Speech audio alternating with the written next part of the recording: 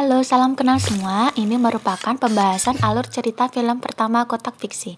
Kotak Fiksi akan bercerita dengan cukup detail, karena itu Kotak Fiksi memperingatkan ini adalah spoiler. Sehingga bagi yang belum menonton, silakan menonton terlebih dahulu ya, dan selamat menikmati. Film dimulai dengan menceritakan tentang keadaan umum Jepang pada masa feodal kuno yang dipimpin oleh shogun yang memerintah secara absolut dan dipenuhi dengan hal mistis. Kisah 47 Ronin berasal dari Provinsi Ako. Tuan Asano Nagamori yang seorang pemimpin Ako mencegah Oishi saat akan membunuh seorang anak laki-laki yang entah dari mana yang oleh sebagian besar percaya dibesarkan oleh Tengu, iblis hutan. Tuan Asano merawat dan dibantu putrinya Mika karena melihat ada yang berbeda dari anak tersebut dan membiarkannya tinggal. Anak itu bernama Kai. Kai bertekad membalas kebaikan Tuan Asano dan putri Mika apapun taruhannya. Scene berganti beberapa tahun saat mereka telah dewasa. Mereka sedang memburu kirin binatang iblis. Tanpa sadar mereka diintai oleh penyihir dalam wujud rubah putih. Mereka semua melakukan pengejaran tak terkecuali Kai untuk membunuh makhluk tersebut atas perintah Tuan Asano. Kai berhasil membunuh makhluk tersebut dengan katana milik Yasuno, sehingga Tuan Asano mengira Yasuno yang membunuh makhluk tersebut.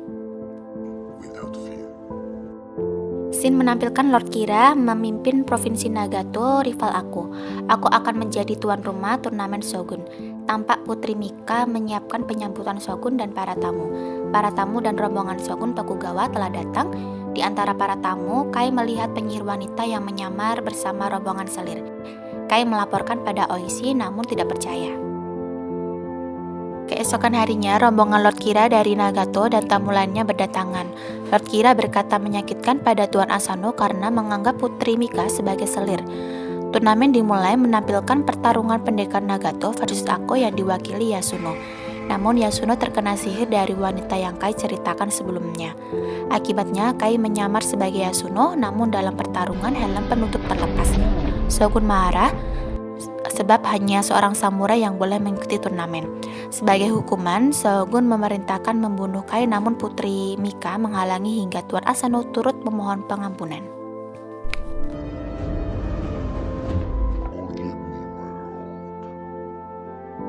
Malam harinya, penyihir Lord Kira mendatangi kamar Tuan Asano, kemudian menyihirnya dengan membuatnya berhalusinasi. Jika Lord Kira memperkosa putrinya, Tuan Asano menggores punggung Lord Kira, kemudian para penjaga berdatangan dan mencegah tebasan mematikan Tuan Asano. Shogun sangat murka dengan Tuan Asano, lalu memberinya hukuman mati berupa harakiri. Keesokan harinya, Tuan Asano melakukan harakiri di hadapan Putri Mika, Shogun dan para tamu dengan Oishi sebagai penuntasnya. Sebelumnya, Tuan Asano berpesan pada Oishi agar menjaga Ako dan Putri Mika.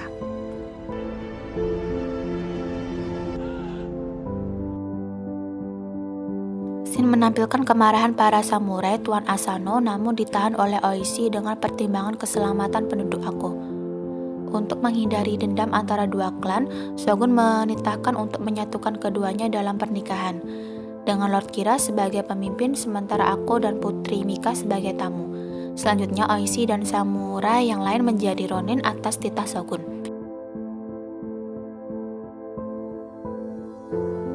Di sini diperlihatkan Kai sudah tertangkap oleh Lord Kira, langsung diasingkan, begitu juga para samurai Ako.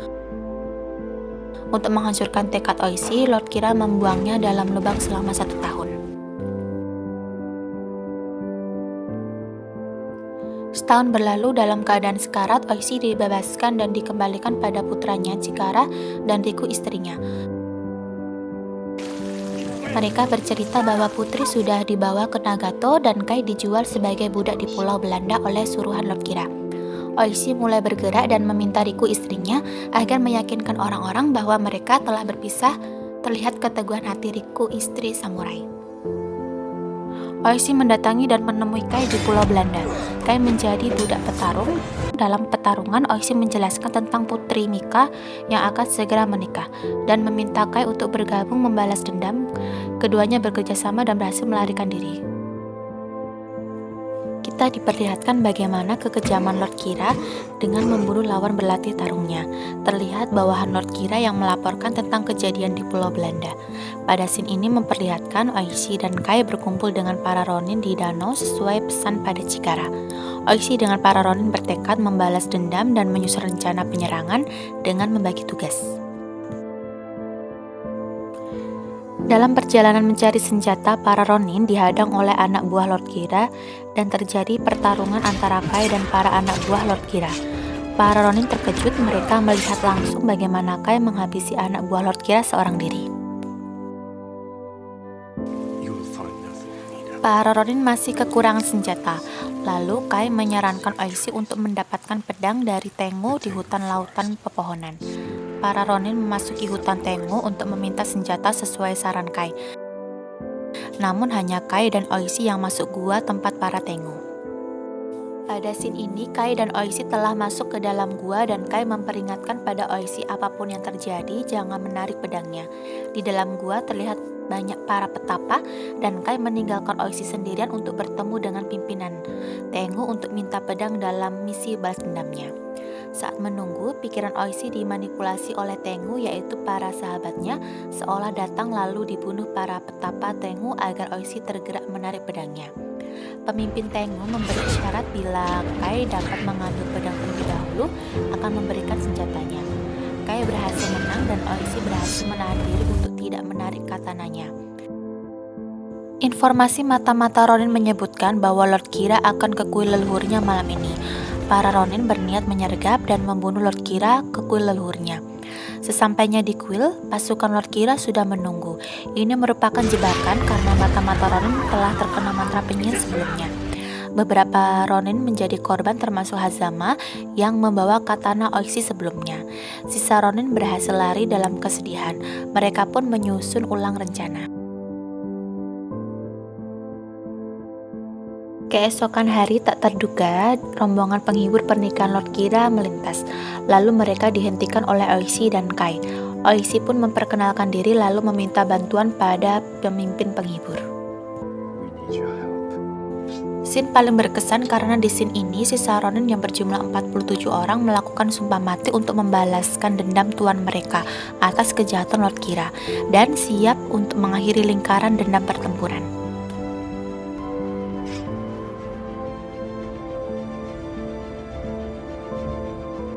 Saat pembalasan tiba, para Ronin menyamar sebagai rombongan penghibur pesta. Dalam meriahnya pertunjukan, para Ronin memulai aksinya diam-diam.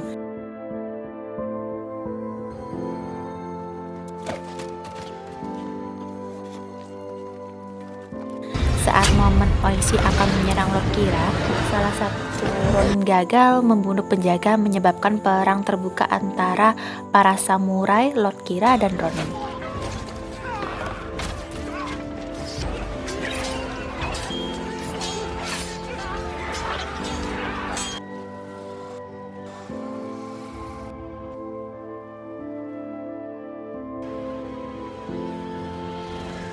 Kai menyelamatkan Putri Mika dan berhadapan dengan penyihir yang kemudian berubah menjadi naga besar. Dalam pertarungan ini, Kai berhasil membunuh penyihir.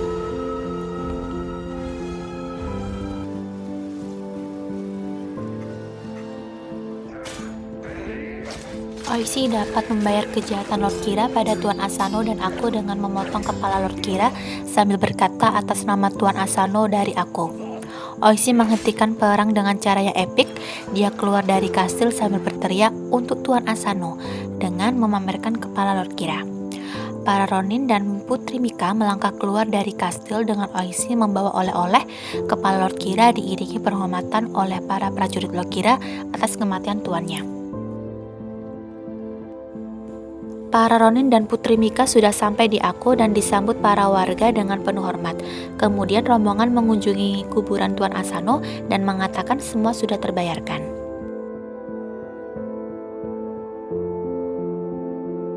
Di hadapan Shogun, Oishi meminta maaf karena melanggar perintah Shogun, lalu menyampaikan ucapan yang sangat epik. Seorang pria tidak dapat hidup di bawah langit yang sama dengan pembunuh tuannya. Shin menampilkan kepemimpinan Oishi. Dia memohon kematian terhormat pada Shogun bagi para pengikutnya. Shogun Tsunayoshi mengabulkan permintaan para Ronin dengan memberikan mereka hukuman mati terhormat dan dikubur di samping tuan mereka sebagai samurai. Shin berlanjut pada percakapan perpisahan antara Kai dan Putri Mika.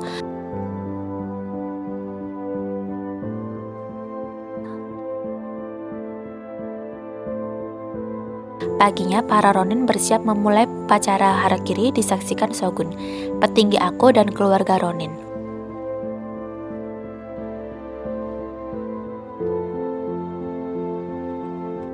Saat prosesi akan berlangsung, Shogun mendadak menghentikan dan memanggil Chikara, putra tunggal Oishi, untuk dibiarkan hidup dan mengabdi pada Ako.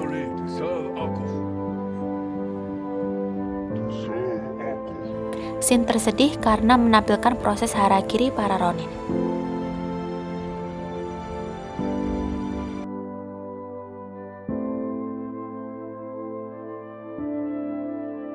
Menjadi salah satu film terbaik dengan tema samurai dan Jepang pada masa keshogunan, dengan cerita yang berdasarkan kisah 47 Ronin yang dikemas dengan tidak membosankan serta visual efek yang cukup baik. Akting dari para pemeran juga sangat menyatu dengan tokoh yang dibawakan. Namun untuk beberapa scene terlihat sangat terburu-buru tanpa ada penjelasan lebih lanjut. Kotak Fiksi merangkum kesimpulan, penjelasan maupun pertanyaan tentang 47 Ronin. Film ini belum menjelaskan siapa itu Tengu secara detail, selain prinsip mereka tentang hidup adalah kematian sehingga meninggalkan dunia, dan dari mana kekuatan sihirnya serta wujud Tengu kenapa digambarkan seperti seorang biksu. Belum adanya penjelasan tentang jati diri penyihir dan apa tujuan dia menjadi bawahan Lord Kira serta kenapa membenci aku dan kenapa tidak langsung menyihir Shogun saja.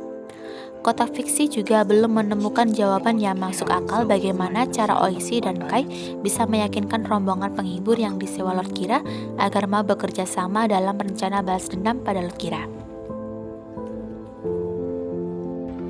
Selain beberapa poin di atas, kurang ditampilkannya pertarungan antara samurai, serta kematian samurai Lord Kira terlihat kurang epik karena akan lebih menarik bila pertarungan dengan Yasuno yang tertunda dapat dituntaskan.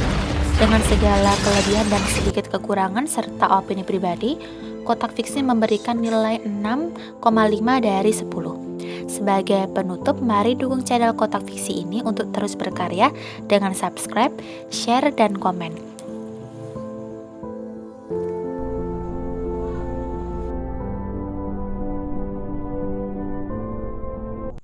Sebagai penutup, mari dukung channel Kotak Fiksi ini untuk terus berkarya dengan subscribe, share, dan komen, agar channel ini dapat berkembang dan memberikan sajian alur cerita film lainnya. Akhir kata, terima kasih dan see you next video.